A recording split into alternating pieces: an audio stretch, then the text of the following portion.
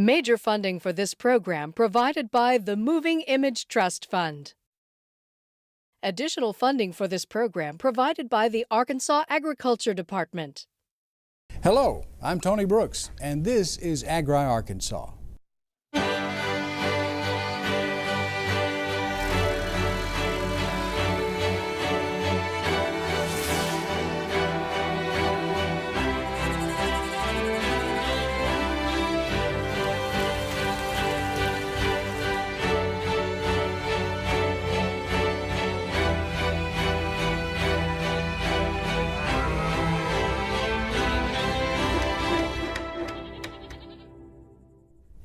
Well, it has found its way to dinner tables across the world, from food that's fast to family suppers. It's a source of protein that anchors countless meals. The poultry industry in Arkansas has grown over the past half-century, with Northwest Arkansas playing a central role in that growth. Let's take a look now at the chicken of tomorrow. The chicken of tomorrow. A broad-breasted bird with bigger drumsticks, plumper thighs, and layers of white meat, like the wax model on the right. Poultry goes back to the 1800s, but really began to flourish in the early 1900s with the failure of the apple industry. At one time, Washington County was the leading apple county in the whole U.S. and began to fail because of some disease problems and some insect problems. Farmers began to grow some small flocks of broilers, like 500 birds, selling them live. They were shipped to Chicago and St. Louis, and the industry began to grow. In understanding the history of poultry in Arkansas, one has to take into account that Arkansas has two geographic divisions. There's the lowlands in central and eastern Arkansas, and there's the uplands in the northwestern half of the state. And in much of Arkansas, the land did not lend itself to growing row crops, cotton, corn, soybeans, that sort of thing. So farmers were much more diversified in northwest Arkansas. World War II played a tremendous role in the development of the Arkansas poultry industry. Poultry was not rationed during the war, so as a result, people began to eat more chicken. The contest called for judging the chickens, both live and dressed, each bird having a wing band number. Chicken tomorrow contest was started by the A&P Grocery Company in 1949 in Delmarva, and in 1951, they had the contest at the University of Arkansas. And the winner of that contest was Charles Van Tress with a red Cornish. Okay, Charlie Van Tress, it's my pleasure to present this on behalf of my company, the Great Atlantic Civic Tea Company, for the wonderful job that you did in winning this first award, 1951 Chicken of Tomorrow program. Thank you very much. Well, let me congratulate you also. I've been in California, and I've been up in your part of the state from which you come, and I know what a great chicken country it is, and it's a great honor. You're winning, and I congratulate you. Thank you. All right. And that began to start the advent of introducing more and more Cornish blood into the broiler to get more breast meat yield. So the Chicken Tomorrow contest was really an important event in the history of Arkansas's poultry industry. What does all this mean to the general public? Well, it means Mrs. Housewife is now getting a better product than she did a few short years ago. And she gets more for her money, too.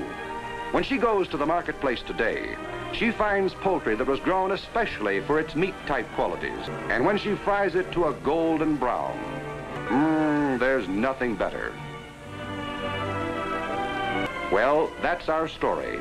It's the story of a great industry and a part of the country that is taking its rightful place in that industry. It's the story of a people whose faith and courage and wisdom have revolutionized the economy of an entire state. And finally, it's the story of a program that has benefited every person. The chicken of tomorrow, you ask? Well, tomorrow never comes, for progress is continuous and never-ending. You know, the poultry industry is a big part of the state's agricultural economy. This state generates about $17 billion a year in agricultural receipts, and about $8 billion of that is poultry related. And poultry has just been a backbone of our economy really since starting in the 50s and 60s and continuing to accelerate as far as its impact on our agricultural economy in the state. It has a big impact on our what I call our row crop operations over in the Delta. You know, they use a lot of soybean meal, a tremendous amount of corn, you know, and they're a big impact on that part of the agricultural segment. You know, also the side benefits of the chicken litter for the cattle industry. You know, we found that cattle and chicken kind of have a symbiotic relationship. You know, the largest cattle producing county in the state is Benton County, up in the northwest corner, and that correlates with all the presence of the poultry industry up there. So it's had a big impact on our cattle industry as well. All the regions that it's prevalent in, you know, we've had a lot of value added from the poultry processing. You know, the jobs trickle down, whether it's somebody making pallets or wood chips, or it has a lot of side benefits for the local economy. You know, there's no doubt about it, the poultry industry has had a dramatic impact on the economy of Arkansas. The impact has been good for not only the poultry companies, but for people who provide goods and services, as well as the farmers who actually grow the birds. I'm pleased to say that the impact can be seen in 57 of the 75 counties. And one of the largest impacts is evidenced by the University of Arkansas's Center of Excellence for Poultry Science. We were created in 1992 as a standalone poultry science department, which encompassed the Center of Excellence for Poultry Science. So we have a number of arms. We have a division of agriculture that supports our research and extension, and then the academic side on campus that supports our educational capabilities for the students. We have poultry science students in undergraduate, master's, and doctoral levels. We're fortunate because at all three levels they have the uniqueness of 100% job placement in today's market. That's somewhat not heard of, but we can't put out enough students for our industry. You know, we're going to continue, I think, to see this industry grow. It's going to be a bedrock industry for our state's agricultural economy. You know, going forward, I'm excited what it's going to do for the cattle industry. I think we'll see some cattle numbers increase. I'm excited for the farmers who grow the corn and the soybeans. That gives them a market. They give them a little bit of premium.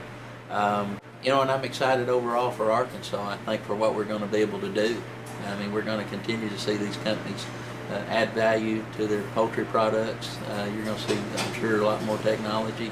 But I think it's just pretty cool that, you know, we basically get to feed the world out of our little home state with our poultry products. Broilers are the #1 commodity in Arkansas, earning $2.9 billion in cash receipts in 2012. And chicken eggs contributed $439 million that same year. Many might think that's a good start to feeding the world.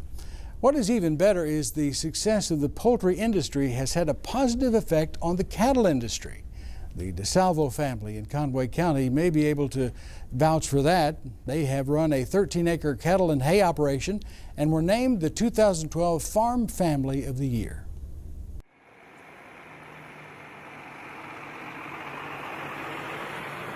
They said I was about 3 years old when I started milking cows.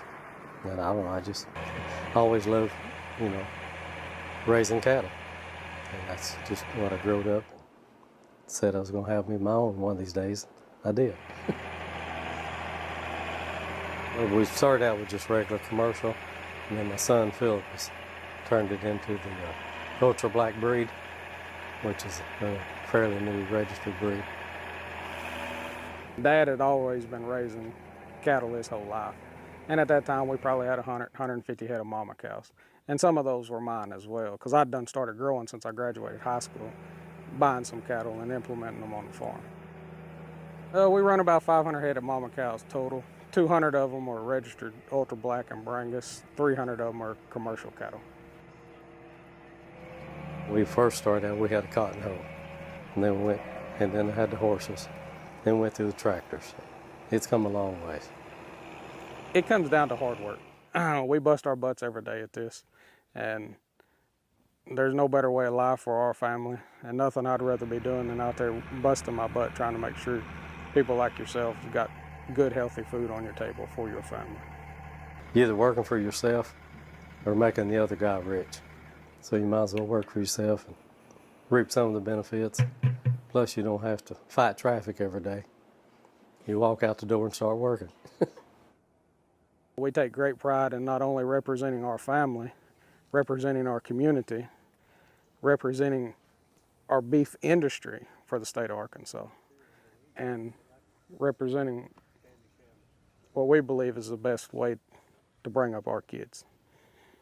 The farm is morning till daylight to dark every day, 7 days a week.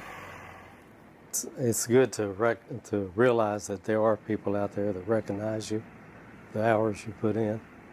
So it was a big honor.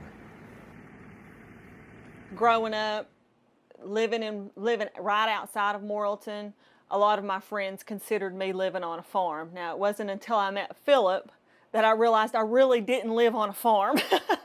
Philip and I met and got married in 2000, and we have lived here ever since we've been married, and we raise our kids here.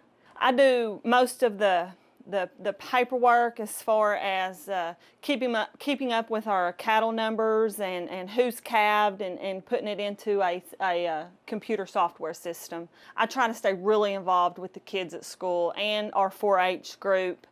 The kids are real involved in that. My name is Isabella. I'm 7 years old, and I like living on a farm. My name's Benjamin Antonio DeSalvo. I'm 9 years old. I like going in the evenings with my daddy and Papa, checking the baby calves and feeding the bulls. When I'm not at school, I try to help my Papa go check the mamas, feed the mamas, and I like driving the four-wheeler. It's really important to me to make sure our kids are well-rounded. It's interesting trying to raise your kids or raising your kids on a farm this day and age, especially on a ranch like we have where it is our sole source of income.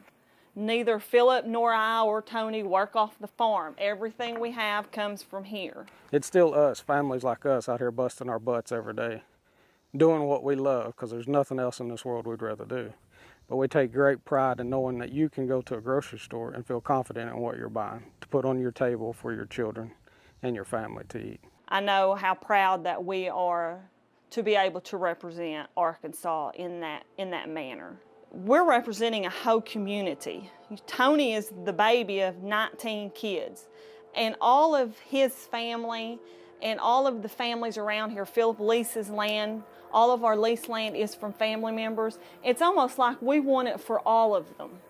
And it just really pulled this, it's really just been a wonderful thing for the whole community. Farming, it's spread out over time. A calf that a mama cow I AI today, it's 9 months before I get that calf.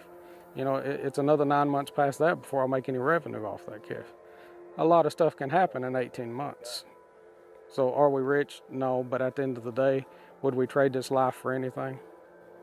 If it didn't cost me $1, I'd still be here today doing it, because I want to provide you with something that you feel safe eating for your family.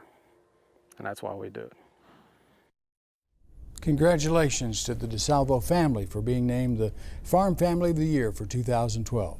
Philip DeSalvo will be joining us later in the show, but first, the local food movement is growing, and the Arkansas Department of Agriculture has a plan to help consumers find what they're looking for.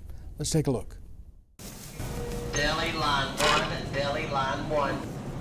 The Arkansas Grown Program is a program that was developed by the Arkansas Agriculture Department to help link together and build a bond between producers and consumers here in the state. Miss Karen, you have a phone call on line 1, please. Miss Karen, and what this program allows is this allows a rancher, a farmer, a product producer to link up with the consumer. And in the last couple years, there's been a really big push. A lot of consumers have wanted to know where their product comes from.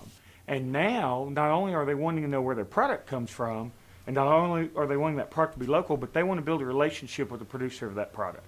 Small and mid-sized producers really need the resources of an Arkansas branding program in the local food system, and so Arkansas Grown really has the potential to create new markets for farmers like ourselves. Well, a farmer or producer, they can go to www.arkansasgrown.org and sign up for the program. They'll find a very interactive website there, very user-friendly. They go in there, they plug in their info, and then in a matter of minutes, they can be searched by any consumer. I'm very excited about the Arkansas Grown movement and local connections because, to be quite honest, it's been difficult in the past finding the growers without just tromping around and going to each and every farmer's market. For the consumer, this gives them the chance to not only find a local product to buy and support their local producers, but gives them a chance to build a relationship with that producer. Not only can a consumer go to www.arkansasgrown.org, but they can also check out our new publication called Food and Farm that can be found anywhere the Arkansas Times is. Or come later this summer, they can also check out a new smart media application we'll have out that they'll be able to check not only from smartphone but from their tablet computer.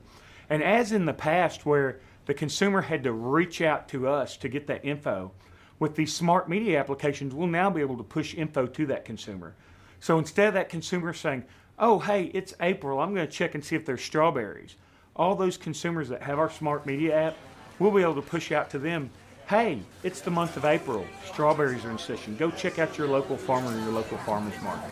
And Arkansas Grown really has the potential to give us the tools with the website and the different resources they're making available to our consumers to really get us into the homes of our customers and get our products into markets all over the state. More information about the Arkansas Grown label can be found at arkansasgrown.org.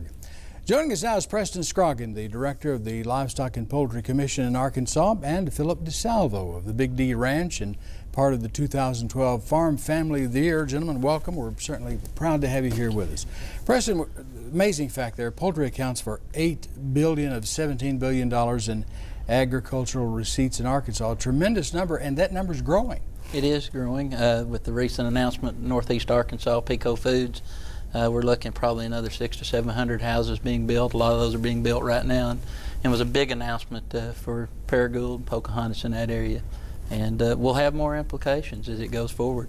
How many jobs will that translate to? I think it was around 1,000 to 1,200 jobs at the one processing plant there at Pocahontas that was announced that day. That's great news. We're seeing this tremendous growth in poultry, and I'm referring to it as a surge. To what can we account this surge in poultry production? I think right now the poultry industry, they are an affordable source of protein. There's lots of meat proteins that are available, but right now the demand for an affordable protein and the fact that the poultry industry has done a good job marketing their product in the different forms that they have. One of the interesting points that was brought out of that is that we see this symbiotic relationship between the poultry industry and some of the row crop, soybeans and corn for feed. Absolutely. But then we also see this relationship between the poultry industry and the cattle industry because of the byproduct of the litter. How did that evolve? When the poultry industry took off in the 50s and 60s and 70s, you started seeing those mountain pastures up in northwest Arkansas, Benton County, Washington County. They were never able to grow a lot of grass, and they've discovered what they can do with that litter. And like you alluded to, it's helped in the row crop industry because where they precision level ground and helping the crops. And the value of that litter as far as what it'll do to the ground has been immeasurable. Has that had a tremendous impact on the beef industry? I mean, are we seeing more and more because of that fact? I do, and I think we'll see an uptick in the numbers. We're seeing a lot of increases in the beef producing counties where the poultry is prevalent. The number one livestock county in the state's Benton County, also where the largest concentration of poultry is, and I suspect that we'll see a increase in the mama cow operations up in northeast Arkansas with this new industry coming up in that area. What are some of the advances in the scientific poultry industry since we saw that A&P experiment here in Arkansas in 1951? We've come a long way since then. We have come a long ways. The University of Arkansas and the other institutions have done a lot of research. You've seen a lot of increases in efficiency in the houses. The houses are getting better and better. The feed, they've learned how to mix the feed better. The waters that are used now, and then a big part has been the increase in the genetics and the poultry themselves. Been some tremendous advances in the poultry. And you use that word, and we've had these advances, and we use the word genetics. That frightens some people. With all the scientific advances, has there been anything that's done that's this compromise the safety of poultry as food? No, and that is something that's a misconception. There are no hormones or anything. It's just merely increases in efficiency due to genetics and learning how to feed and take care of the birds better. Okay, let's move over to Philip. The Big D Ranch is truly a family operation, and they tell me that your dad was the youngest of 19, and has been working on the farm since he was 3. Yeah, so sure. quite a family history there. Tell us a little bit about the evolution of that farm. The uniqueness is, like the story says, Dad started about 3 milking the first cow. Don't know how productive he was at it, but he's grew up his whole life and had a very strong want to in the cattle industry, probably more than his dad and his grandfather did. So that's where the beef production side of the operation really started taking off. Once he come home from Vietnam, he pursued it with everything he had, and kind of involved in me as well. Rubbed off on me, however you want to say it. It's been what I've wanted to do since I can first remember. And it is a family operation. Your wife, Beth, as we saw, takes care of the bookkeeping and all that. Now, with an operation as big as yours is, that's a big job. Tell me what's entailed in keeping track of all the bookwork, the paperwork that goes into doing what you do. I think if you'll ask Beth, her biggest headache is me. But no, she does a lot. She stays back there more hours in a day than people actually think takes place on a farming operation, keeping up with all the data. She not only can produce me spreadsheets of whatever I need, but she also works in detail with, like, the Brangus Breeders Association, keeping up our records on the registered side of things. So there's paperwork all the time being done. Yeah. Now, you run a herd of about 500, primarily Ultra Black and Brangus. Tell us a little bit about those breeds and why they work best for you on your operation. It's my strong opinion that the Ultra Black breed is ideal for the state of Arkansas. We personally have been running it since the mid-90s. Commercially, we had Angus-based cows and put Brangus bulls on those cows and started producing the Ultra Black. What we do with that is the Brangus genetics work really good a little further south than we are, but in our territory we can withstand a little more Angus influence and still be okay. So what we're doing is putting more meat on that Brangus animal, maintaining the Brangus efficiency that she has, tolerating the heat, and then we can also have the availability of shipping those genetics further north, getting into some better feed yards, and getting a more premium price for the animal than just a straight Brangus. And you made a very important point that I think a lot of people that are outside the industry didn't realize. I didn't. I mean, I guess I knew, but I didn't think about it. From the time you breed that cow and you produce that calf, you've got 18 months before you have a chance of any return on that particular calf. That takes a lot of planning. That does take a lot of planning. Right. One of the things that's evolutionized or whatever over time is something like ultrasounding, and that way we can ultrasound the animals and tell what's underneath the hide of the animal without harvesting it or anything like that. So what that does for me is that allows me to know what the daddy and the mama is and make a great genetic selection to go 18 months out that will hit a target market that I'm doing my best to predict what the consumer is wanting at that time. And that's helped us in today as well, because we're also starting to market beef through the Arkansas grown at farmers markets and stuff. So it's easier for us to let the consumer know what is actually there and the benefits of it.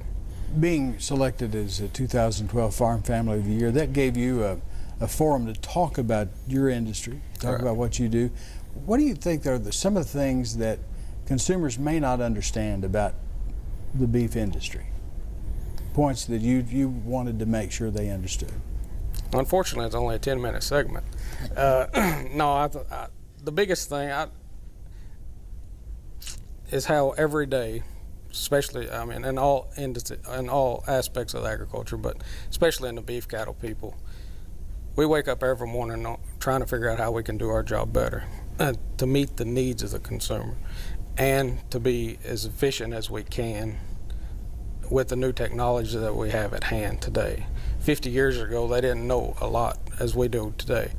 We know how to feed a cow today, what that cow needs. We don't overspend on stuff that's just going to make her fat because she ain't getting nobody's benefiting from that. That's a waste of money. So we know a lot more today, and we're doing the best job that we possibly can, and every day making improvements to give a better product to the end consumer. You know, we've had in Arkansas our share of tragic events with the weather, loss of life, loss of property. Both of you gentlemen have experienced damage from storms, horrible damage. From my background in row crop, we take advantage of the crop insurance program for protection from hail. Is it that different from cattle operations? I know both of you have had this happen to you. You know, cattle operations are hard to insure, and it's something that's just now starting, that I've seen the last few months, some companies trying to get into it. Cattle are a very fluid and changing commodity. You never can tell what you're going to have when. Cattlemen have been notorious for not having a lot of insurance. We kind of play it with Mother Nature, and I think you're seeing some products out there now that are coming out on some of the pasture insurance and hay insurance and stuff that are going to be coming out that are going to address that. But you traditionally kind of gamble with Mother Nature. And that's part of farming. That's part of farming. Like Dad says, we don't have to go to Tunica. We gamble every day. We gamble every day. That's right. Well, gentlemen, you do a tremendous job, and I don't know what Arkansas would do without people like you. They go out there every day and do what you do and feed thousands and thousands of people. We certainly appreciate having both of you on the program today, and we hope we'll have you back sometime. You come back and visit with us, and we can talk more about the importance of the poultry industry and the cattle industry in Arkansas. Sounds good. Gentlemen, thank you for being with us. Thank you. That's all the time we have for now, but join us again next time for Agri Arkansas.